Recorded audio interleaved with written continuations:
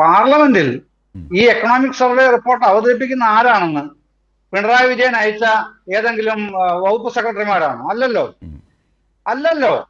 അപ്പോ അങ്ങനെ പിന്നെ കേരളത്തിന്റെ ഇതൊരു ദേശീയ തലത്തിന് ശ്രദ്ധേയമായ ഒരു വികസന മാതൃകയാണ്. അതാണ് അതിൽ എഴുതി വെച്ചിരിക്കുന്നത്. ദേശീയ തലത്തിൽ ശ്രദ്ധേയമായ ഒരു വികസന മാതൃകയാണ് എന്ന് പറഞ്ഞാൽ പിന്നെ അതൊരു ഡെവലപ്മെന്റൽ മോഡലാണ്, നാഷണൽ ഡെവലപ്മെന്റൽ മോഡലാണ്. ഏത്? കേരളത്തിലെ എക്സ്ട്രീം പോവർട്ടി ഇറാഡിക്കേഷൻ എന്ന് പറഞ്ഞിരിക്കുന്നത് കേരളത്തിൽ നിന്ന് പിണറായി വിജയൻ അയച്ച ആരും അല്ലല്ലോ. അപ്പോ ബി ജെ പിയുടെ പ്രതിനിധി പറയേണ്ടത് എന്തുകൊണ്ട് അത് എഴുതി വെച്ചു? അത് പിന്നെ ഞങ്ങളുടെ സ്റ്റേറ്റ് പ്രസിഡന്റിന് വേറെ അഭിപ്രായമാണ്. അതൊക്കെ വേറെ, അത് കൈവച്ചാൽ മതി. ആ പറഞ്ഞ സമയത്ത് പറഞ്ഞല്ലോ. അത് രാജീവ് ചന്ദ്രശേഖർ പറയേണ്ട സമയത്ത് പറഞ്ഞു കഴിഞ്ഞു. ഇപ്പൊ അതിന് യാതൊരു പ്രസക്തിയും ഇല്ലാത്ത വിധം അത് നിശൂന്യമായി അപ്രസക്തമാകുന്നത് എങ്ങനെയാണ്? അത് പാർലമെന്റിൽ ഈ റിപ്പോർട്ട് വെച്ചതോടുകൂടിയാണ്. ഏത്? ഈ പിന്നെ എക്കണോമിക് സർവേ റിപ്പോർട്ട്. ആ എക്കണോമിക് സർവേ റിപ്പോർട്ടാണ് പറയുന്നത് ഇത് നാഷണൽ മോഡലാണ്. ഏത്? കേരളത്തിന്റെ ഈ പദ്ധതി. അത് മാത്രമാണോ? വിനോദ് തോമസ് പറഞ്ഞില്ലേ, വേൾഡ് ബാങ്കിന്റെ വൈസ് പ്രസിഡന്റ് മലയാളി ആയിരുന്നില്ലേ? ഇത് വികസിത രാജ്യങ്ങൾ, ഡെവലപ്ഡ് കൺട്രീസിലൂടെ പിന്നെ പഠിച്ചംഗീകരിക്കേണ്ട പിന്നെ ഒരു മോഡലാണ് ഈ എക്സ്ട്രീം പോവർട്ടി ഇറാഡിക്കേഷൻ സ്കീം എന്ന് പറയുന്നത് എന്ന് അദ്ദേഹം പറയുന്നു. പിന്നെ എക്കണോമിക് ടൈംസ് പറയുന്നു, ഗാർഡിയൻ പറയുന്നു, ലണ്ടൻ ടൈംസ് പറയുന്നു, അങ്ങനെ ഗ്ലോബൽ മീഡിയ പറയുന്നു. ഇതൊക്കെ നമ്മളാരും പറയിപ്പിക്കുന്നതല്ലോ അജിൻഷാദെ.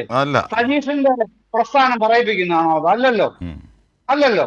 അപ്പോ പിന്നെ ഈ നന്ദുവിന്റെയും പിന്നെ ഇത് നമ്മുടെ സേനാപതിയുടെയും പാർട്ടികൾക്ക് ഇങ്ങനെ കേരള ഗവൺമെന്റ് ഇങ്ങനെ പ്രശംസിക്കുന്നതിൽ സ്വാഭാവികമായും പിന്നെ അവർക്ക് അതൃപ്തി ഉണ്ടാവുന്നുള്ളത് സ്വാഭാവികമാണ്, നമുക്കറിയാം.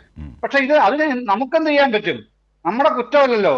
ഇത് അച്ചടിച്ച് വെച്ചിരിക്കുന്ന പാർലമെന്റിൽ നിന്ന് അവതരിപ്പിച്ചത് കേന്ദ്ര ഗവൺമെന്റ് ആണ്. കേന്ദ്ര ഗവൺമെന്റ് അതിനെ സംബന്ധിച്ച് 1-ാം തീയതി ബജറ്റും അവതരിപ്പിക്കും. പിന്നീട് ബജറ്റിന്റെ ചർച്ച നടക്കുമ്പോൾ ഇക്കാര്യം ചർച്ച ചെയ്യുമെന്നേ. അത് മാത്രമോ ഇതിനകത്ത് ഏറ്റവും ശ്രദ്ധേയമായി ഉയർന്നു വരുന്ന പ്രധാനപ്പെട്ട മറ്റൊരു കാര്യം എന്ന് പറയുന്നത് കേരളത്തിനെ ഇത്ര കണ്ട് സാമ്പത്തികമായി ഞെരുക്കിക്കൊണ്ടിരുന്ന കഴിഞ്ഞ വർഷങ്ങളിലെ പ്രവർത്തനങ്ങൾക്കെല്ലാം ഇടയിലാണ് നാഷണൽ മോഡൽ എന്ന് കേന്ദ്ര സർക്കാർ ഏജൻസികൾക്ക് തന്നെ പറയുക മാത്രമല്ല, വ്യക്തമായി എക്കണോമിക് സർവേ റിപ്പോർട്ടിൽ എഴുതി വെച്ച് പാർലമെന്റിൽ അവതരിപ്പിക്കേണ്ടി വന്ന ഈ പദ്ധതി നടക്കുന്നത്. ഒന്ന്. രണ്ടാമത്, ഇന്നലെ ബജറ്റ് അവതരിപ്പിച്ചപ്പോ അതിനേക്കാളൊക്കെ നാളെ പിന്നെ മറ്റൊരു നാഷണൽ മോഡൽ എന്ന് പറയുന്ന മറ്റൊരു തീരുമാനം ഉണ്ടായല്ലോ. ഇന്ത്യയിൽ ആദ്യമായി ബിരുദതലം വരെ സൗജന്യ പഠനം. ഇന്ത്യയിൽ ആദ്യമല്ലേ അത്? ഇനി ആർക്കെങ്കിലും അത് നാഷണൽ മോഡൽ അല്ലാന്ന് പറയാൻ കഴിയുമോ? എത്ര സ്റ്റേറ്റിലുണ്ട് അങ്ങനെ? അപ്പൊ അത്തരത്തിലുള്ള വികസന മാതൃകകൾ സൃഷ്ടിച്ചുകൊണ്ട് എന്താണ് കേരള ഗവൺമെന്റ് ചെയ്യുന്നത്? അതുകൊണ്ടാണത് ഈ എക്കണോമിക് സർവേ റിപ്പോർട്ടിൽ വന്നത്. അവഗണിക്കാനാവാത്ത വിധം തെളിഞ്ഞു നിൽക്കുകയാണ് കേരള ഗവൺമെന്റ് ഇത്തരം പ്രവർത്തനങ്ങൾ ആർക്കും അവഗണിക്കാൻ സാധ്യമല്ലാത്ത വിധം തെളിഞ്ഞു നിൽക്കുകയാണ്. അത് അടിവരയിട്ടുകൊണ്ട് മാത്രമേ എക്കണോമിക് സർവേ റിപ്പോർട്ട് തയ്യാറാക്കാൻ കഴിയൂ. അതല്ലാതെ പിന്നെ അതിന്റെ ഉള്ളിൽ എന്താണ് ചോദിക്കണമെന്നേ. നന്ദു ചോദിക്കണം, നിങ്ങളുടെ നേതൃത്വത്തോട് ചോദിക്കണം, എന്താണ് ഇതിന്റെ ഉള്ളിൽ നിങ്ങൾ BJP സ്റ്റേറ്റ് കമ്മിറ്റിയോട് ചോദിച്ചിട്ടുണ്ടോ? BJP സ്റ്റേറ്റ് കമ്മിറ്റി അല്ല തയ്യാറാക്കുന്നതെന്നുള്ള വേറെ കാര്യം. അവിടെ വ്യക്തമായി ഇതിന്റെ മെത്തഡോളജി അറിയാവുന്ന ആൾക്കാരാണ് എക്കണോമിക് സർവേ റിപ്പോർട്ട് തയ്യാറാക്കി പാർലമെന്റിൽ അവതരിപ്പിക്കുന്നത്. അല്ലാതെ ഏതെങ്കിലും രാഷ്ട്രീയ കക്ഷിയുടെ സ്റ്റേറ്റ് കമ്മിറ്റി മെമ്പർമാരല്ല. അവർ തികഞ്ഞ സോഷ്യോളജിസ്റ്റുകളാണ്, തികഞ്ഞ സയന്റിസ്റ്റുകളാണ്, തികഞ്ഞ മെത്തഡോളജിസ്റ്റുകളാണ്. ഇതെല്ലാം ചേർന്നവരാണ് ഇത് അവതരിപ്പിക്കുന്നത്.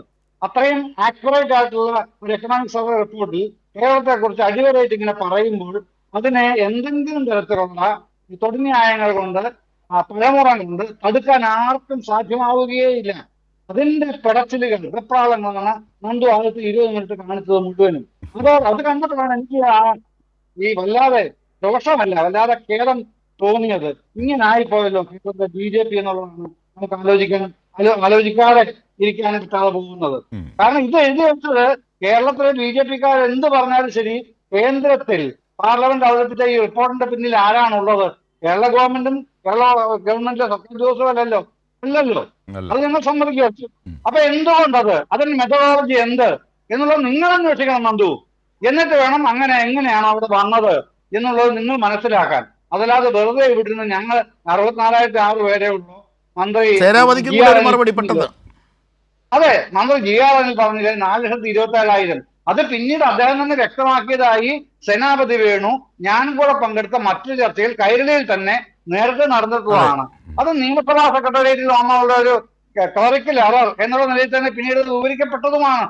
പിന്നീട് എന്തിനാണ് അതിൻ്റെ അത് വീണ്ടും ഒരു വാദവിവാദങ്ങളിലേക്ക് കടക്കുന്നതെന്നുള്ളത് എനിക്ക് മനസ്സിലാവുന്നില്ല.